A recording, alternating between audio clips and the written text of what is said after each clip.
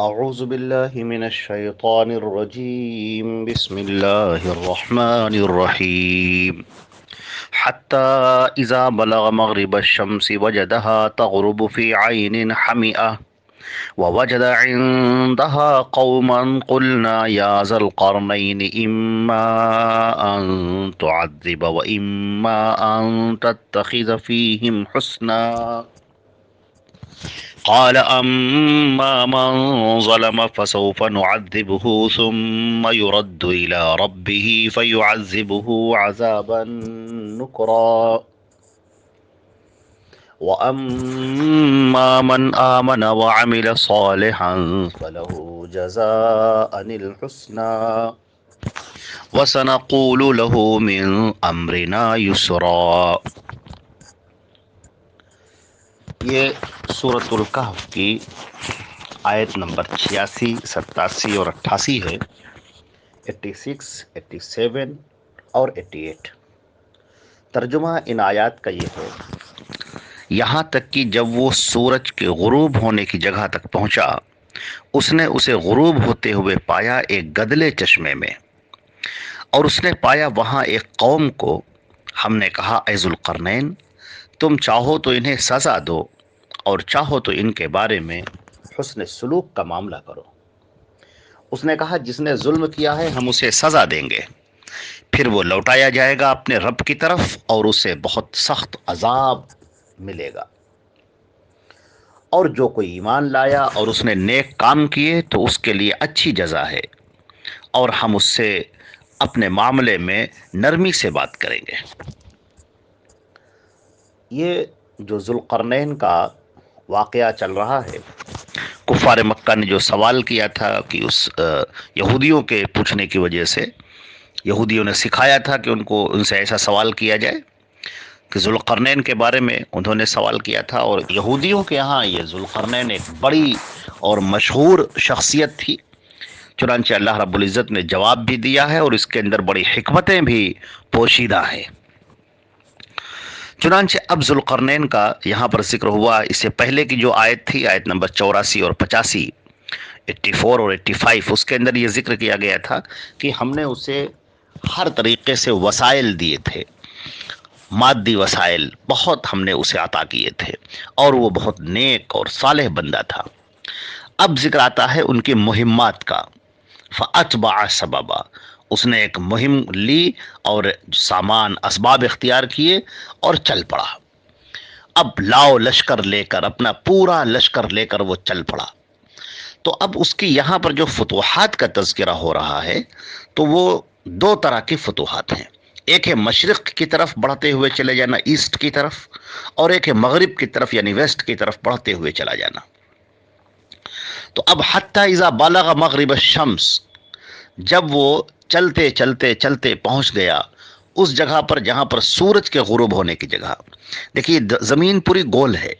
اب ایک طرف سے چلنا شروع کریں گے، چلتے جائیں گے تو آگے سمندر آ جائے گا۔ اب سمندر، اب اس زمانے میں تو کوئی وسائل تو تھے نہیں، تو اب ان کو یہ لگا کہ یہ جو سمندر ہے اب اس کے آگے کچھ نہیں ہے، دور تک صرف پانی ہی پانی، تا حد نگاہ پانی، جدھر نظر دوڑا رہے ہیں صرف پانی اور کچھ نظر ہی نہیں آ رہا ہے۔ اور سورج جب ڈوب رہا ہے تو وہ ایسا لگ رہا ہے جیسے پانی کے اندر ڈوب رہا ہے،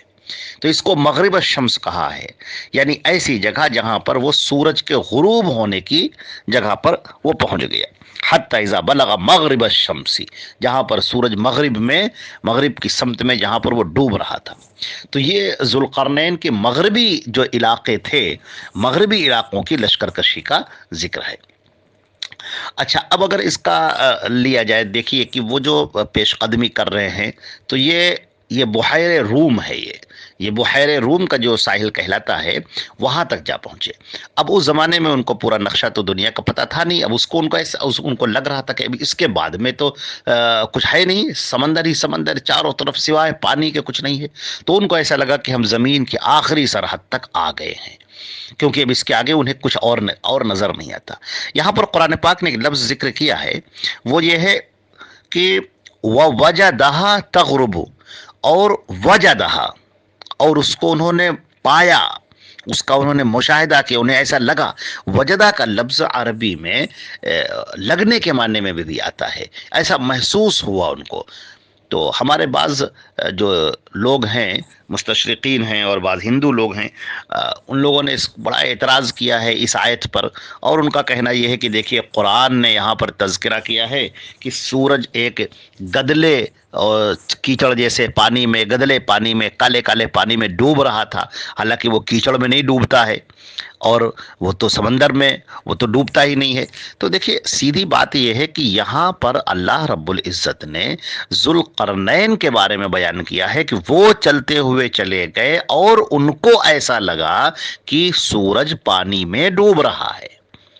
قرآن پاک نے جہاں پر سورج کی حقیقت کو بیان کیا ہے وہ تو سورہ یاسین کے اندر بیان کیا ہے، جہاں پر بیان کیا ہے کہ کل فی فلک یسبحون، لا الشمس ينبغي لها ان تدرک القمر ولا الليل سابق النہار، کہ جو سورج ہے وہ چکر لگا رہا ہے، گھوم رہا ہے چاروں طرف۔ یہ کون جانتا تھا اس وقت؟ آج سے 1500 سال پہلے کون جانتا تھا کہ سورج زمین کے ارد گرد چکر لگاتا ہے اور زمین بھی چکر لگاتی ہے؟ اور پہلی مرتبہ قرآن پاک نے یہ انکشاف کیا تھا پوری دنیا کے سامنے، کوئی نہیں جانتا تھا کہ کلن، یہ جتنے بھی ہیں سیارے جو آسمان میں تمہیں دکھائی دے رہے ہیں، یہ سب اپنے مدار میں، اپنے آربٹ میں سب کے سب چکر لگا رہے ہیں۔ تو اگر تم کو سائنس کی معلومات دیکھنا ہے، کہ قرآن پاک کی پیشن گوئیاں دیکھنا ہے، قرآن کیسے علم کو پیش کرتا ہے وہ دیکھنا ہے، تو یہ صورت دیکھیے۔ وہ تو وہاں پر جو یہاں پر جو تذکرہ ہو رہا ہے، یہ سورۃ الکہف کے اندر جو تذکرہ ہو رہا ہے، یہ ذوالقرنین کے مشاہدے کو بیان کیا جا رہا ہے کہ ان کو کیسا لگا۔ وَوَجَدَهَا، وجدہ کے معنی ان کو ایسا لگا، ان کو ایسا محسوس ہوا کہ سورج جو ہے وہ پانی کے ایک گدلے کیچڑ میں جو ہے وہ ڈوب رہا ہے۔ اب یہ جو ڈوبنے والی جگہ ہے، غالباً اس سے آئجینین سی مراد ہے کہ جس کا پانی بڑا گدلا ہے، اور وہ یہاں پر عینن کا لفظ ذکر کیا گیا ہے۔ عین کے معنی چشمے کے آتے ہیں، تو ظاہر سی بات ہے کہ یہ سمندر جو ہے وہ ایسا ہے جو کھاڑی جیسا ہے۔ یہاں پر یہ کوئی کھاڑی مراد ہے، جو سمندر کی کھاڑی ہوتی ہے، بے جسے بے کہتے ہیں انگریزی میں، وہ مراد ہے۔ تو وَوَجَدَ عِندَهَا قَوْمًا، وہاں پر انہوں نے ایسی قوم کو پایا، ایسے لوگوں کو پایا جو ان کی بسنے والی وہاں پر قوم تھی، اب تو ان کی رعایا بن گئی۔ تو اب جب انہوں نے اس پورے علاقے کو فتح کر لیا، تو وہ جو قوم تھی مکمل اب ان کے ماتحت ہو گئی۔ قلنا، تو ہم نے کہا، یا ذوالقرنین، اب ہم نے کہا سے بعض لوگوں نے سمجھا کہ اللہ نے وحی کی، لیکن کوئی ضروری نہیں ہے کہ اللہ رب العزت نے ان کی طرف وحی کی ہو۔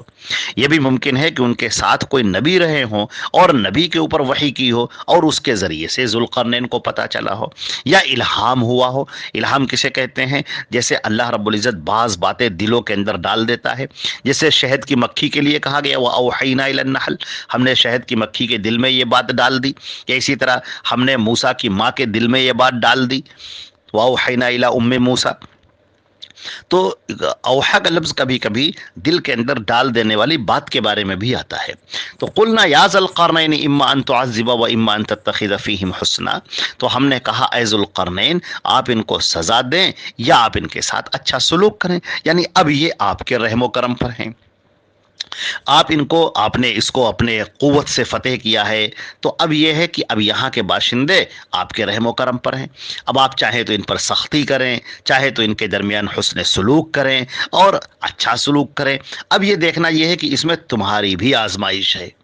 کہ تم یہ دولت پا کر، اقتدار پا کر، قوت پا کر تم کیا کرتے ہو؟ ان کے ساتھ میں اچھا سلوک کرتے ہو کہ ان کے ساتھ میں برا سلوک کرتے ہو؟ تم ظالم بن جاتے ہو یا تم جو ہے ان لوگوں کے ساتھ میں اچھا سلوک کرنے کی وجہ سے ایک بہترین اور عمدہ صالح فاتح بن جاتے ہو، ایک عمدہ کشور کشا بن جاتے ہو؟ اچھا، اور یہ بھی بات پتہ چل رہی ہے کہ وہ چونکہ نیک تھے اور صالح تھے،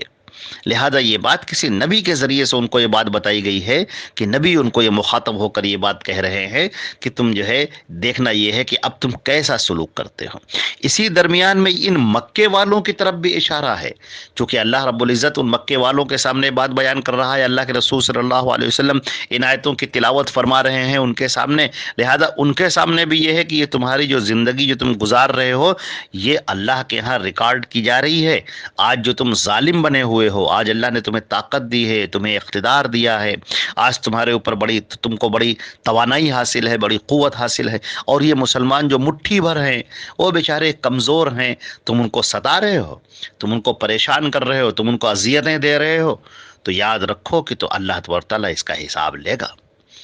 اللہ تبارک تعالیٰ تمہارے ظلم پر تم کو چھوڑے گا نہیں۔